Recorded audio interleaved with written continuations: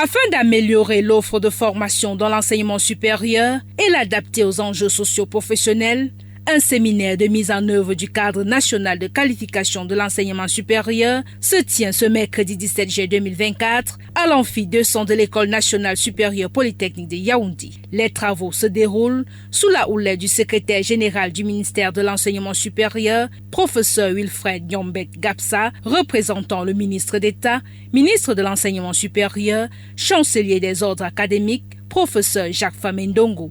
Y prennent part les doyens des facultés classiques des universités d'État du Cameroun.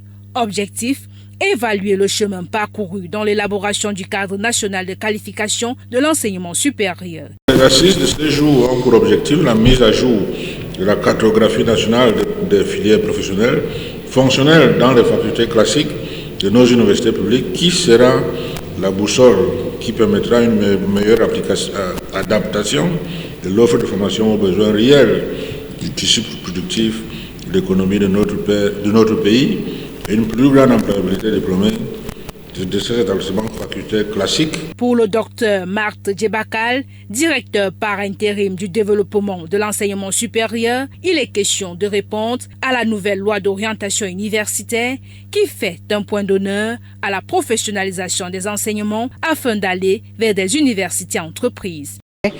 Mais que dans le document de travail, les qualifications exigées pour chaque profession et où est-ce qu'on peut compléter ces qualifications par des certifications. C'est le cadre national de qualification. Nous allons aussi à la suite travailler sur les filières professionnelles dans les facultés classiques. Il s'agit ainsi d'amener les facultés classiques à produire des diplômés en compétences, d'où la création dans toutes les facultés classiques des filières professionnelles. Depuis dans le LMD, le ministre d'État amène les facultés classiques à produire des diplômés qui ont des compétences. Et d'où la création dans toutes les facultés classiques des filières professionnelles. Aujourd'hui, donc, nous évaluons le fonctionnement des filières professionnelles. En plus de la mise à jour du répertoire national de l'offre de formation de l'enseignement supérieur, de l'élaboration du cadre référentiel des compétences des métiers, la rencontre vise à trouver des solutions.